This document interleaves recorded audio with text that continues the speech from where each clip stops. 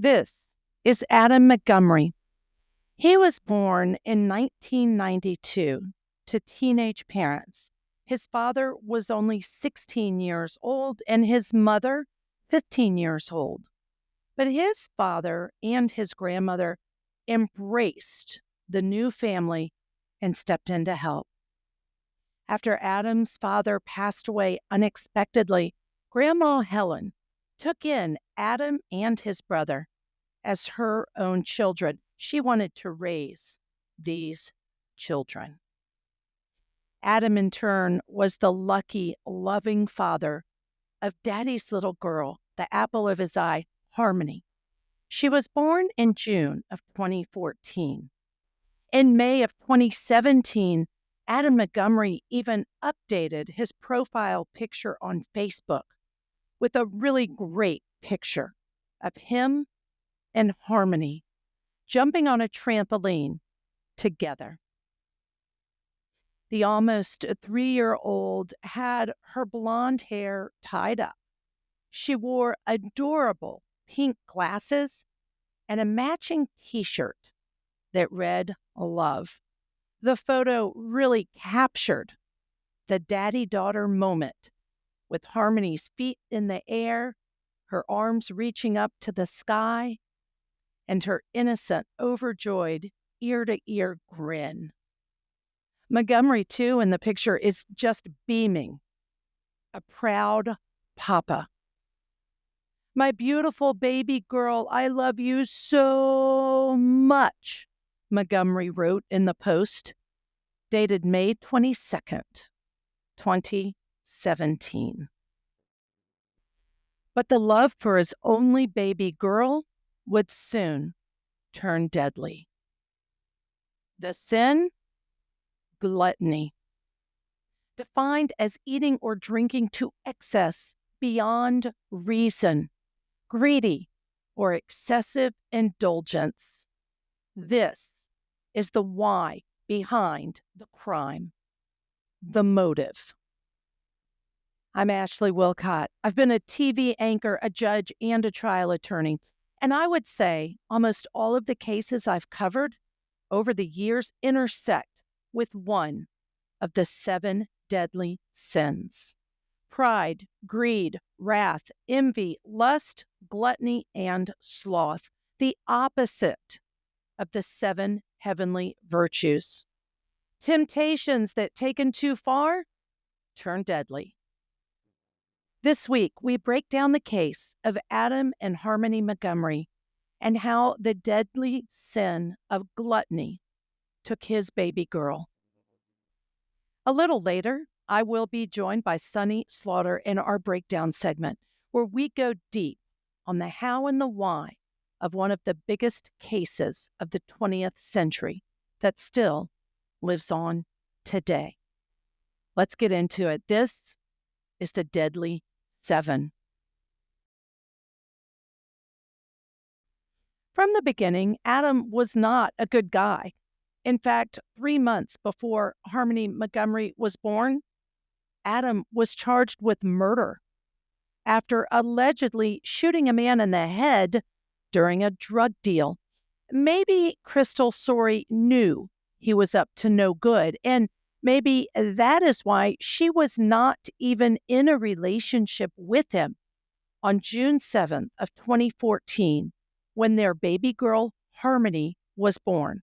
And he, Adam, well, he was in prison. And from the beginning, Harmony did not have an easy life.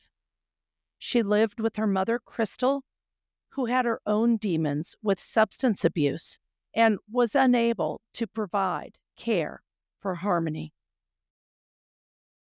Beginning at just 2 months old, Harmony was in foster care, off and on, back and forth, with her mother until she was 3 years old. Eventually, in 2018, her mother, Crystal, lost custody of Harmony.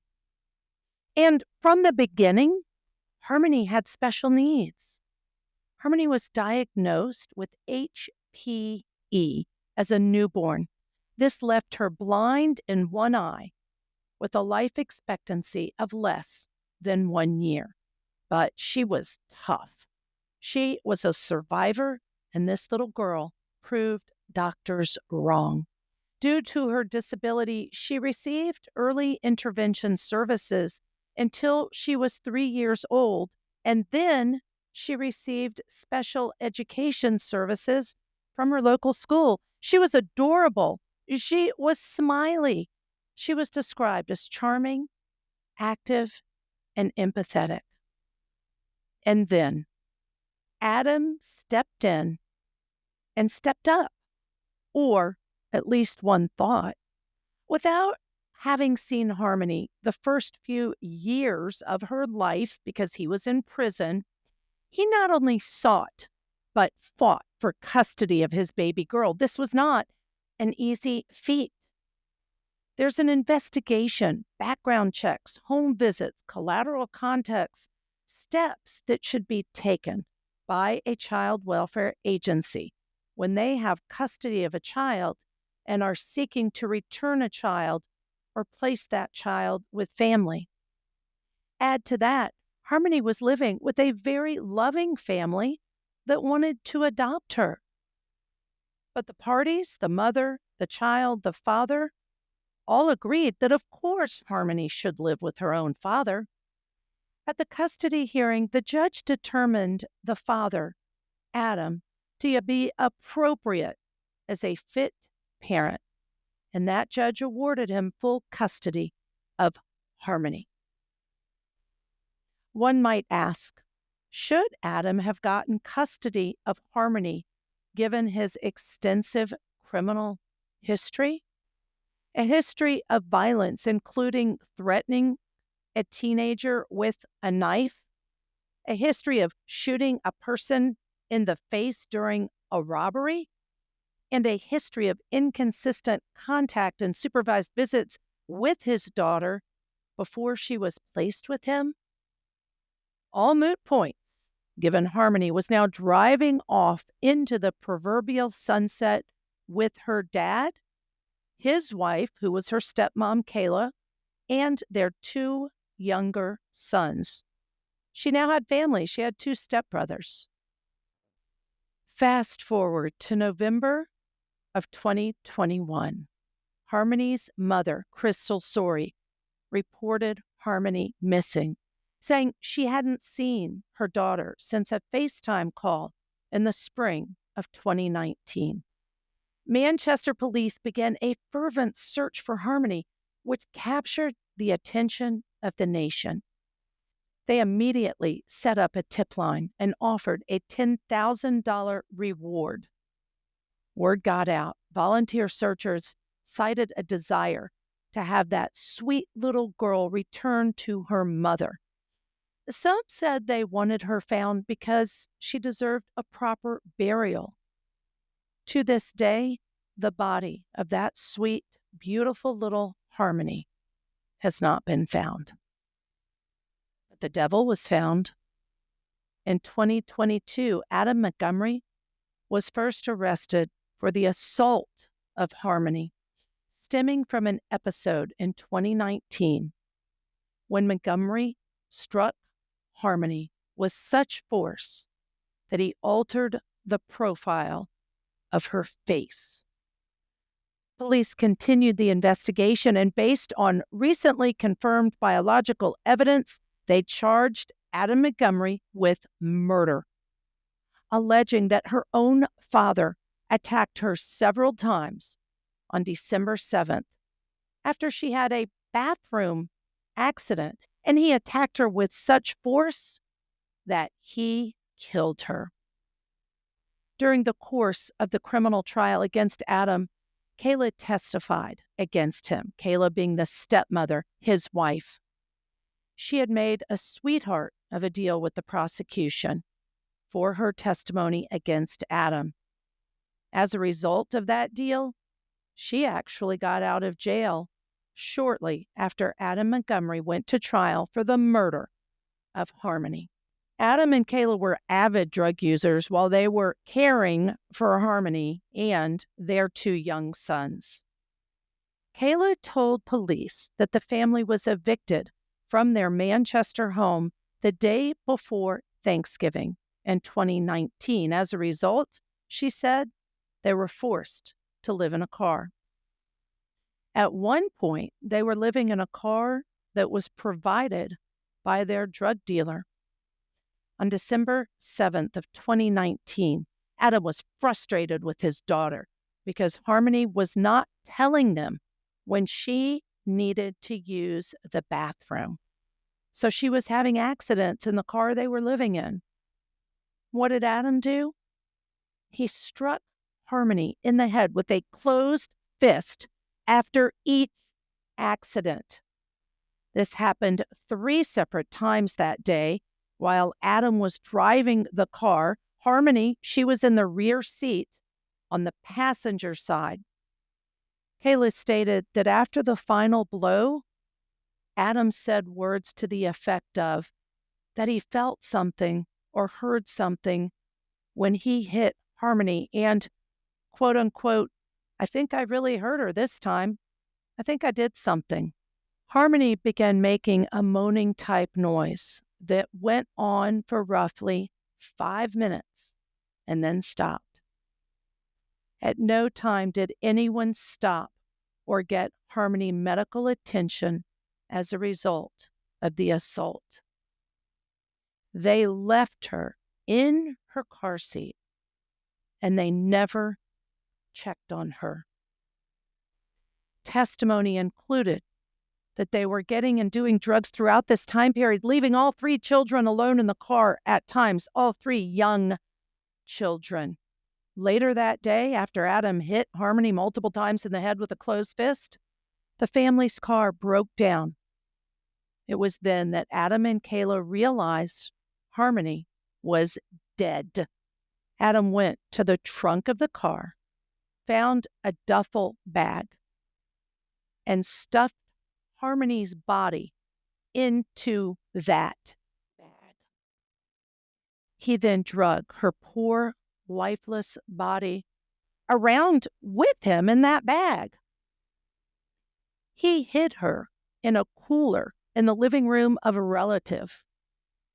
He hid her in the walk-in freezer at Kayla's Pizza Pie restaurant where she worked. And he later hid her in a ceiling at a shelter. It was there that body fluids from Harmony started dripping from the ceiling of the shelter. Adam even went so far to attempt to squeeze with his bare hands, squeezed in water in a shower in an attempt to make her remains smaller. You will hear that after that last strike to her small head, she began moaning and making a gurgling sound for several minutes. The defendant ate his food. He continued driving towards the apartment parking lot for drugs. Then he did drugs for 20 minutes as Harmony was dying. Those gargling sounds eventually stopped. This was part of the opening statement the prosecution made to the jury. And after only 6 hours of deliberation by the jury, they found him guilty of murder. Montgomery, well, he did not even have the balls to attend his own trial. He was sentenced to 45 years to life in prison. Montgomery was also sentenced for second-degree assault, witness tampering, falsifying physical evidence, and the abuse of a corpse. He has refused to disclose the location of Harmony's body. His sin? Gluttony, drugs, greedy, excessive indulgence. You probably won't believe me when I tell you that I didn't wake up one morning and choose to become an addict. I don't want to be an addict, and I will spend my time in prison utilizing it to the best of my ability to change things about myself. I could have had a meaningful life, and I blew that opportunity through drugs. But I loved my daughter unconditionally, and I did not kill her. Adam Montgomery.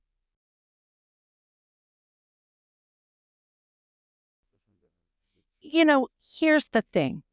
There are a lot of drug users and abusers all over the world, but they don't murder, much less murder their own biological, beautiful little girl. Little being 5 years old, young. They don't take that innocent, pure life of a child away. And not only take that away, but abuse them physically, mentally, and emotionally. And then take on top of that for a father, a parent, a person to have so little respect for that tiny little body that they stick it in a duffel bag. And then, oh, wait, the body's leaking? Well, then let me try putting it in a shower and wringing it out and try to make it as small as possible to fit back in that duffel bag, to hide that little lifeless body multiple places, in a cooler in a living room of a relative, in a walk-in cooler in a restaurant, up in the ceiling tile of a shelter.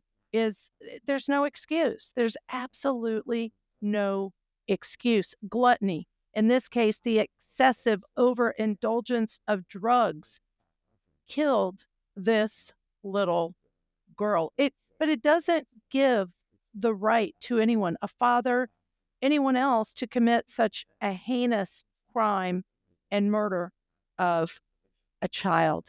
It is my absolute pleasure and thrill to introduce Sunny Slaughter, founder and CEO, a law enforcement instructor, a litigation consultant and expert, a media legal analyst, trial attorney. You have been in the trenches, Sunny. You've done it all. Thank you, first of all, again, for joining me to talk about this case, to break it down. And tell me, in this case, you know it well, Adam Montgomery, gluttony, the sin, overindulgence of drugs. Is that what killed Harmony Montgomery, in your opinion? Thank you, Judge Ashley, for having me. Congratulations on this amazing show. And yes, gluttony, um, one of those deadly sins, the painful reality of what happens when a person indulges in the use, but abuse of criminal activity, drug trafficking, drug exploitation, drug excessiveness, and criminality that leads to the most disgusting, heinous, and unbelievable crime and murder, intentional murder of not only a child, but their own child. It is heartbreaking. Heartbreaking. But how does it get to that point? Like I mentioned, people all over the world, sadly, are addicted to drugs. That's just the reality of the world we live in. But most don't end up murdering their own child. How does that line get crossed? I think the line gets crossed when an individual, and particularly a parent, loses sight of their own humanity.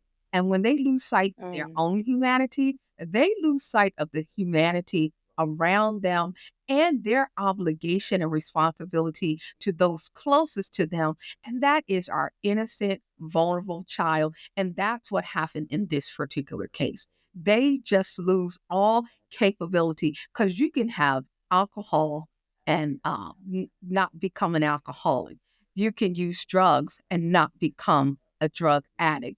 But when you combine your inhumane capabilities and your own excessiveness for lust and thirst for all of the things that make you inhuman, I think that's where we get to this at.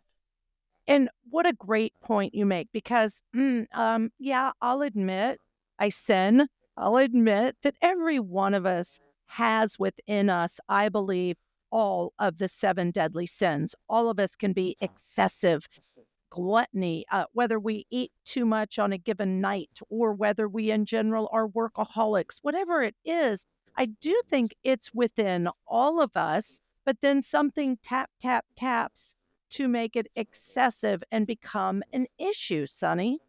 Yeah, when, we don't have boundaries, right? So we can do those things, but we have to set boundaries. We set boundaries on the time that we work, on all of the things that you just said.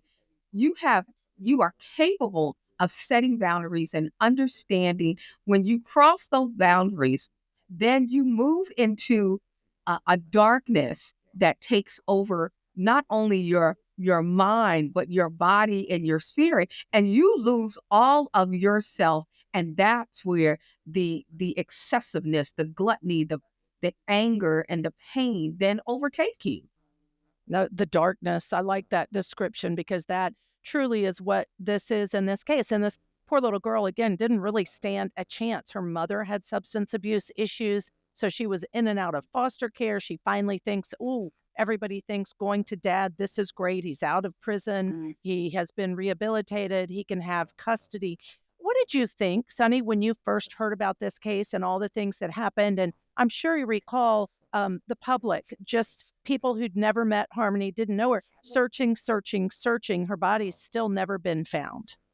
When I heard about this case, it actually took me back to another case, Shania Davis. And, and Shania Davis was, where her father had custody of her. So when we think about these custody battles and where we give people another chance, and second chances and third chances are absolutely what we should do, because people can come out of the darkness.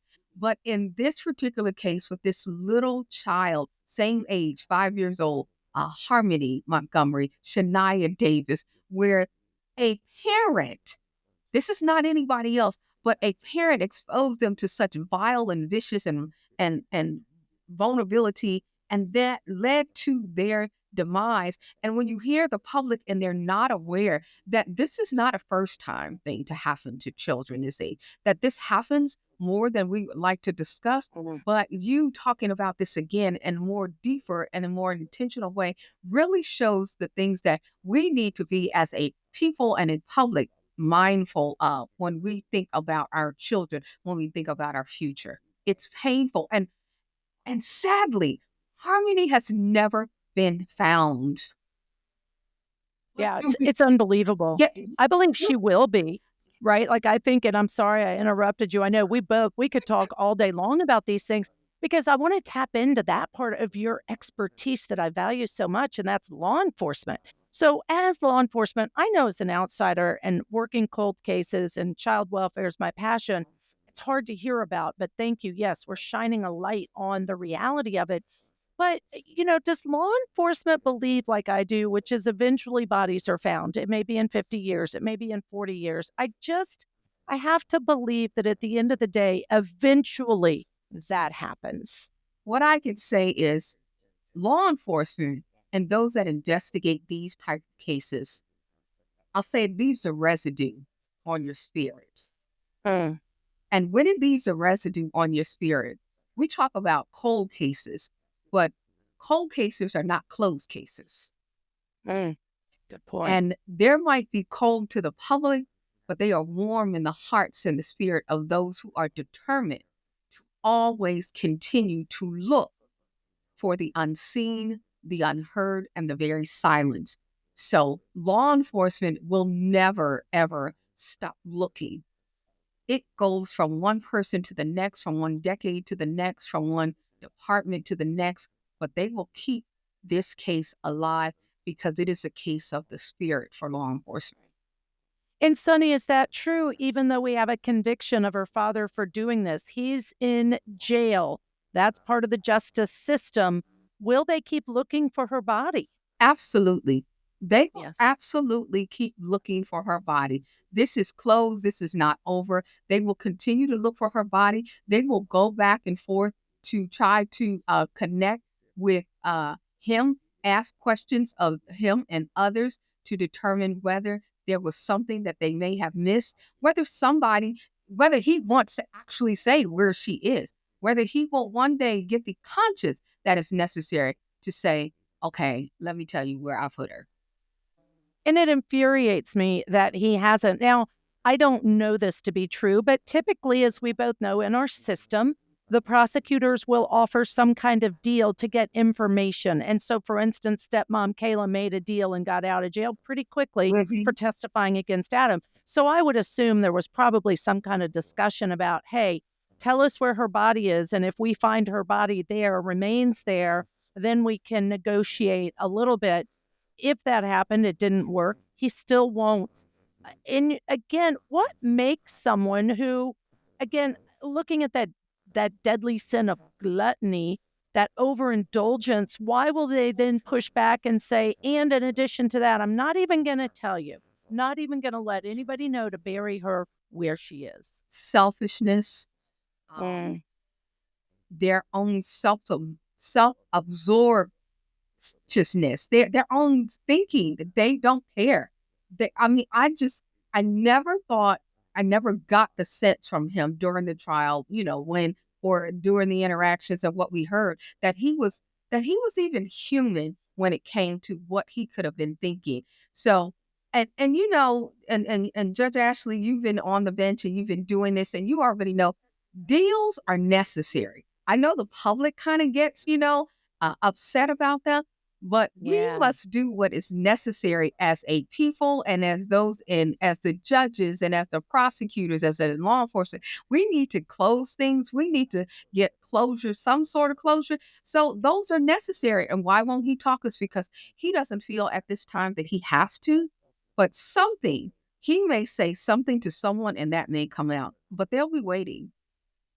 Yeah, I love that you made that point. A lot of people don't understand deals and think it's a miscarriage of justice. Well, I agree with you. It's necessary, because I would argue without that testimony of Kayla giving all the specifics of what happened, that he hit Harmony 3 times, et cetera, I don't think that a jury would have convicted based on the other evidence. So it's really, really important.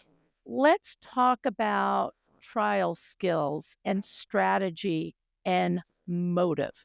Because in this case, the motive, the deadly sin of gluttony, the overindulgence, the drug use, the addict, that's the motive painted in this case. How important is it generally, in your opinion, that a prosecution or a defense has to utilize a motive to present the case to a jury? People always want to know the why. Motive is the why for the jury and for the public. So I talk about the jury public opinion, the JAPO, and the sworn jury. People want to know why something happens. So when the prosecution presents their theories and of motive, that is really critical, because people want to latch on to why this happened.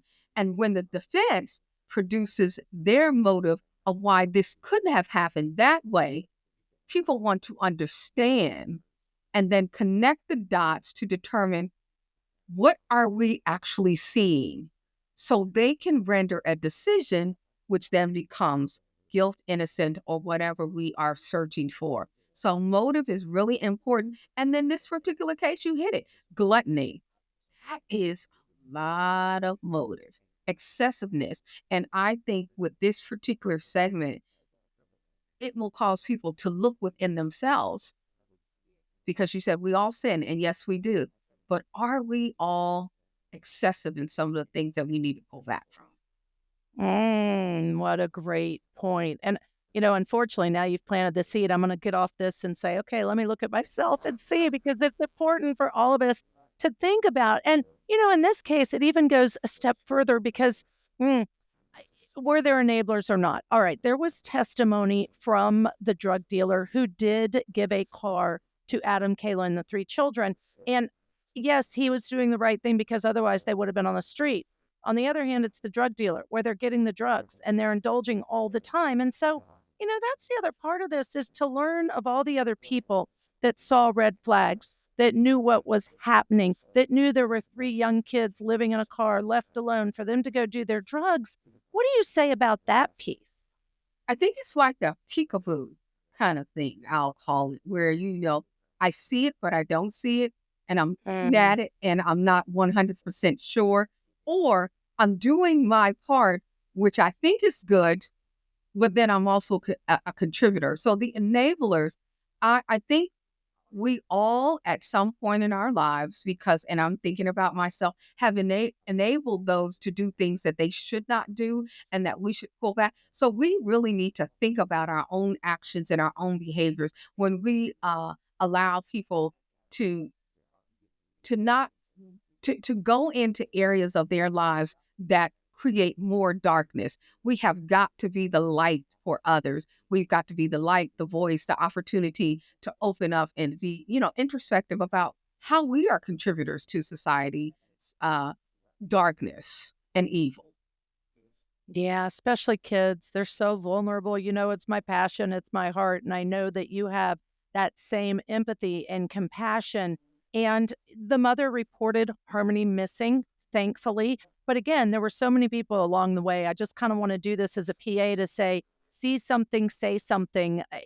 There are so many steps along the way where someone might have seen something and said something, and it might have prevented this from happening. No blame. No judging. That's not my point. It's the reality of you have to be willing to step up, Sonny. And all of that leads to see something, say something. That we also want law enforcement and our criminal justice system services to actually hear what people are saying. We sometimes we have these things, well, are you sure? And there's a process in place, but we have got to, as law enforcement professionals and in communities where services, we have got to listen and hear, and then hear and listen to when somebody says, I feel like something is going on. We have got to move more quickly to evaluate and assess what people are saying, the validity, the truth, so we can save more people. Great insight. And as a law enforcement instructor, tell us factually, is this one of the worst cases, or is it another day, regrettably, sometimes in the day of law enforcement?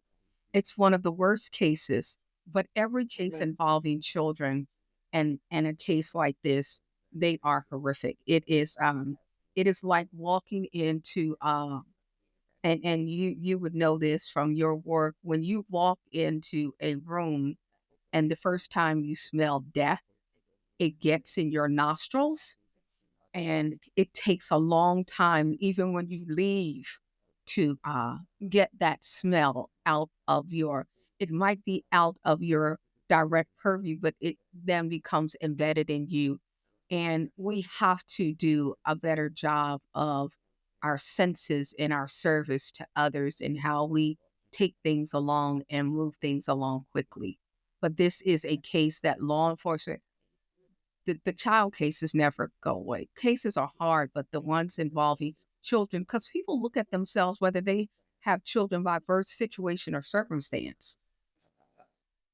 Yeah. And it is a horrible case. The other thing, it's not just death. I remember on the bench, the other thing that I could smell, meth. A meth user. If it's a true meth user, you could smell them from across the courtroom, right? It's amazing. In that sense of smell, that is something that doesn't go away. You remember that. And I can right now think about it and smell a person who's addicted to meth because it changes their body that much. Yeah. And what about gets into everything, which is why everything has to be destroyed.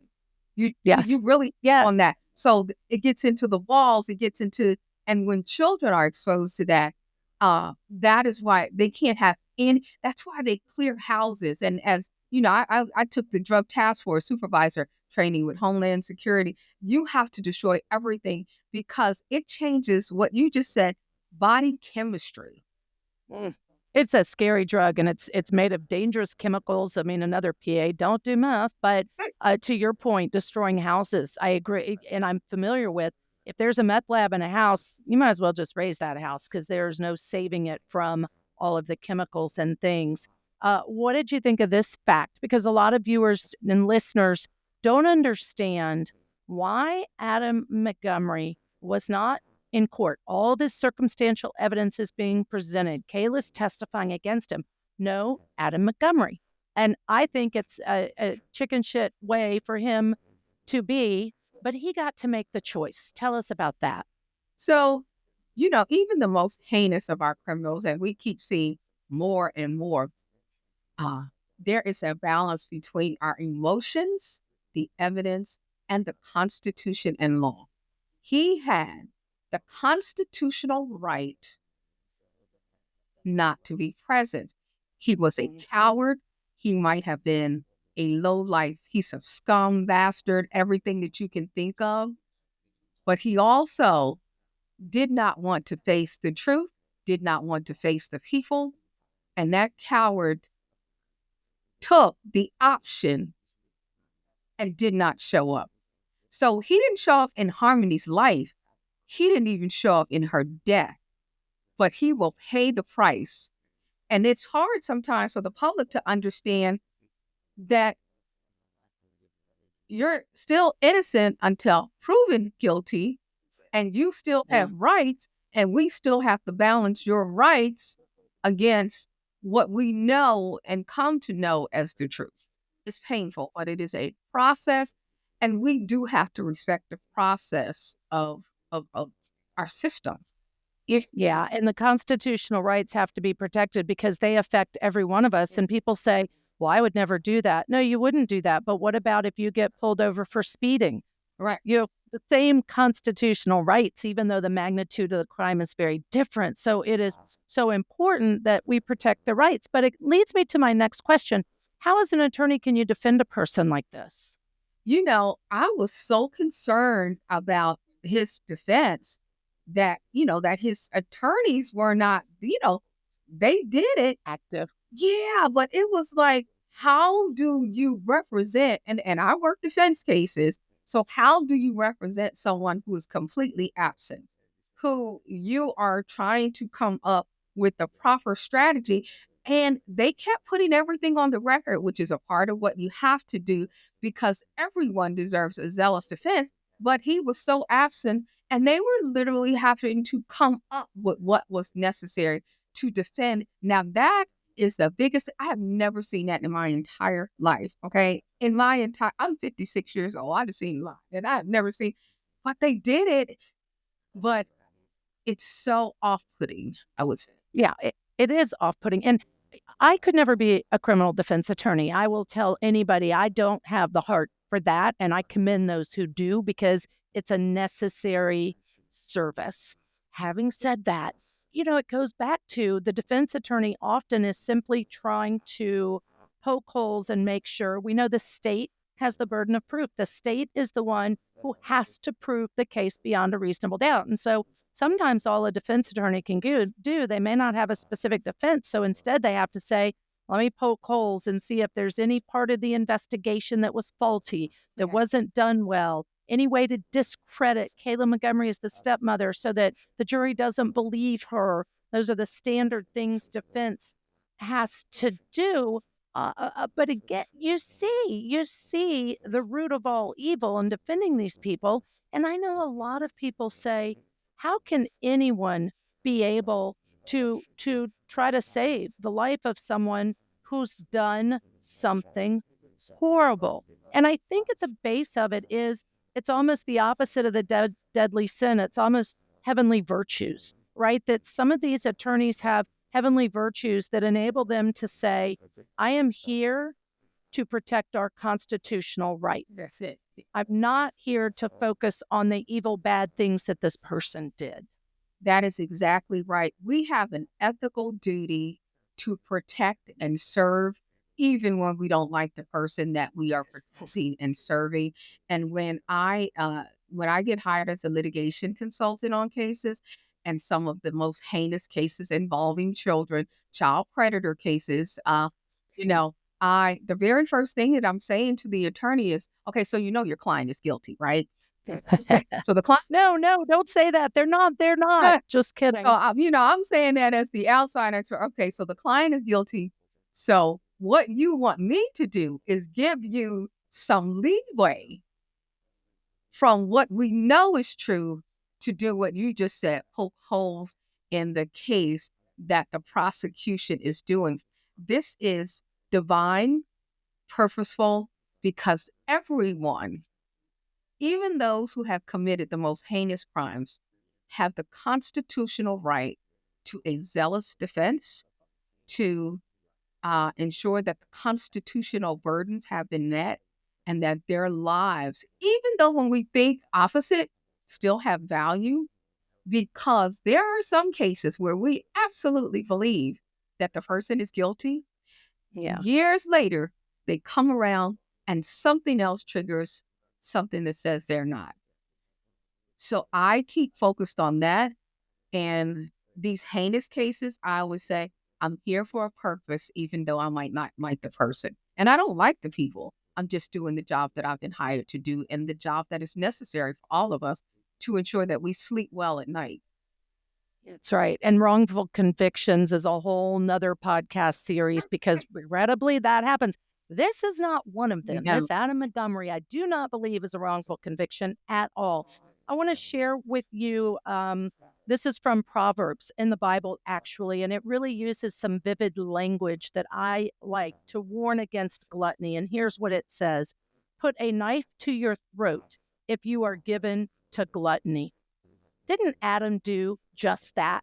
Because he's now in prison for the rest of his life, no death penalty, but didn't he put his own knife to his throat and taking his own life away by killing Harmony?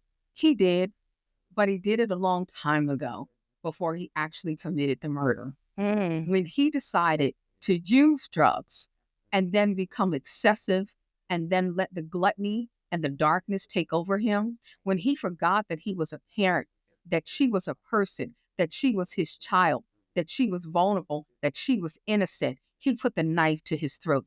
But what happened with his conviction, and he is absolutely guilty. He absolutely deserves to be where he is. He absolutely deserves never to see the light of day. He absolutely deserves never, ever to cross the path of anyone outside of his jail cell and outside of where he is housed. He put the knife to his throat, and the only thing left for him to do is to die, and to die a painful death, knowing what he did to his daughter. Those are very harsh words, but I mean them because what he did is unthinkable. I am a mother, and I will never forget what he did to her, what we sat through, what we heard. We can't even imagine that experience as an adult, let alone a very innocent child. He deserves the knife at his throat and everything else that he gets. And here's my problem. I completely agree with what you said. It seems unfair that he's alive. It seems unfair that everything you just described, everything Harmony went through, beginning to end, because it wasn't just, oh, he killed her. He tortured her. He abused her. He neglected her. He didn't feed her, didn't have a bathroom, hit her every time she went to the bathroom, gave her a black eye once. There was testimony. Living is too good for him. And it can seem really unfair and really unjust and really wrong to me that you get to do all those things to a child, and yet you get your life spared. You get to sit and get all of your meals, all of your utilities. You're not even paying for it. So you're in a cage. You're still alive. So as we begin to wrap up, Sonny, how as victims, I don't think victims can ever reconcile that, although there are many victims who are against the death penalty, for instance, and say, I don't believe in the death penalty. I don't want that person put to death. To be clear, in this case, the death penalty was not an option, was not on the table. But how, in your experience, what would you say to people to live with the fact that he took Harmony's life way too early, but his life has been spared? I apologize for getting so emotional, but no, don't apologize. That's why I love you. You know, there's a reality that, and you talked about the word in the Bible, that God has the final say. And so some of those victims may be thinking that it is not for them to decide And I agree with you. He is a life that I would have rather seen gone, but my faith tells me that God will have the final say, that his demise will not be as pleasant as we think, even though we don't know. It is up to all of us to carry the burden of not being silent when we see things like this, so we don't have this continue to happen. It is necessary for us to do what we must to save more of our children, and to ensure that people like him don't even get the opportunity to use gluttony, to use their excessiveness to murder and harm the vulnerable victims. Victims are stronger most often than we are when they say, don't Yeah. kill them. Yeah. They have a different light in their lives, and I respect that. And I just say, thank goodness for you shining a light on these type of stories, because although they're horrific, they're painful, they must be told. People must know how the reality of what others are living that they sometimes ignore. So maybe they won't turn a blind eye to the next family that they see in a car. And maybe they won't be an enabler for the next Adam Montgomery and with his drug use and the children who are hungry. Maybe they won't be an enabler for his domestic violence perpetration that allowed all of this. And maybe they won't be silent when a mother says something is wrong with my child, or a father says something is wrong with my child, and they're with the other parent and I can't reach them. It is incumbent upon all of us to do what we must to break the cycle, to and to ensure that the Adam Montgomerys either don't become who they are, or that they pay the ultimate price when they are. Right. And my solace is in the fact he's in jail forever where he can't do it again. And quite frankly, we know what happens to individuals who are perpetrators of crimes against children Yes. when they are in jail. So I believe that his existence in jail is probably not very pleasant for him. I'm okay with that. I'm okay. Harmony Montgomery, gluttony, eating or drinking to excess beyond reason is a deadly sin. Gluttony is believed to spur other sins and spur further immoral behavior. And so it did in this case.